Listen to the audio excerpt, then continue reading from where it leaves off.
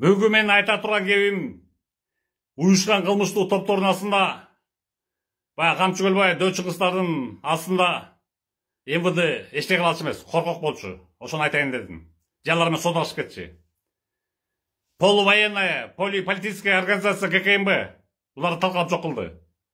Анын лидери Камчыбек Ташиевке рахмат айтыш керек. Кантса дагы башчыдан зависит, башчы ошол катуу жесткий Камчыбек Ташиев келген үчүн мына ОПГны талкалап жок кылды Кыргызстандагы. Анан 3 жыл мурда мондай бир окуя болот. Бишкектин Свердлов райондук территориясында бир Бакыт деген жарандын үйүнөн форточниктер ууруга кирип уурлар. 800 000 сом уурдап кетишет. Анан көп өтпөй ал каргалар кармалат. Кармалып анан тиги ошо кармаган үчүн силерге сүйүнчө берем 300 000 сом берем дегенде карабай, тиги Бакыт ошентип акчанын кожоюп сүрөт атканына карабай, Свердловский роддун опери Жолдошбеков Таалай деген бошотуп кетти уурларды. Бошотуп кетти дагы.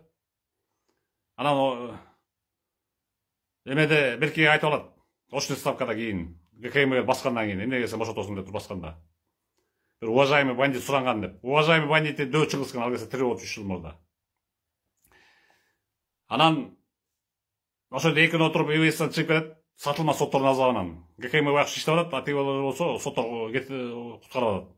Анан Жолдошбеков Таалай деген өзү таластык экен, 86 жылкы. Азыр таластын какой-то родусунда иштеп жүрүптүр. Ну факт, что Свердловсу эмеде болгон. Анан мен дагы кайталап айтып атам, ГКМ болгондо давно уже Кыргызстан уже Афганистанга айланмак. ГКМ башчысы Камчыбек Ташиев болгондо.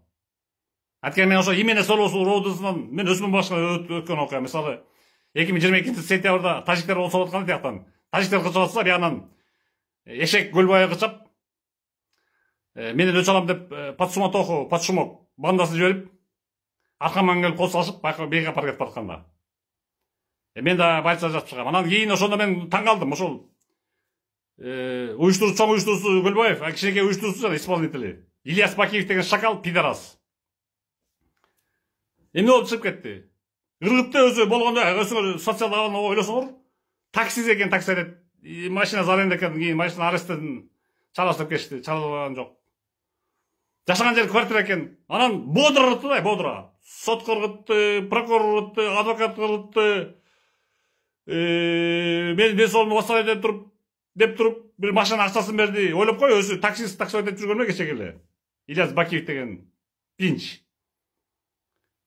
Бодро ыргытат. Откуда деньги? Конечно, Көлбай уюштурган. Ошол ыргытты. Мен эсептеп көрсөм, где-то 30 000 доллар бодро ыргытты. Бодро ыргытып чыгып кетти, бирок кийин кайра интернетке көргөнсүздөр, 300 000 просмотр болгон. Кийин кайра башка чыгып эле эртеси бир крупный бизнесменди тонойм деп кайра түшүп калды. Ильяс Бакиев деген пинч. Көрүп атасыңарбы? МВД менен булар жуурушуп кеткен ошол кезде. ОПГ Көлбаев анан тиги дөө чыңгыстар болуп. Же коркчу МВД. Берде айтып атам го, полувоенная, полуполитическая организация ГКМБнын себебинен, Ташиевдин себебинен бүт мына өлкөдө порядок орноду. ОПГ сынды өлдү, качып жок болду баары. На колени турушту баары. Андыктан рахматты кимге айтканын билесиңер, кимге айтыш керек? Ташиевке жана ГКМге айтыш керек.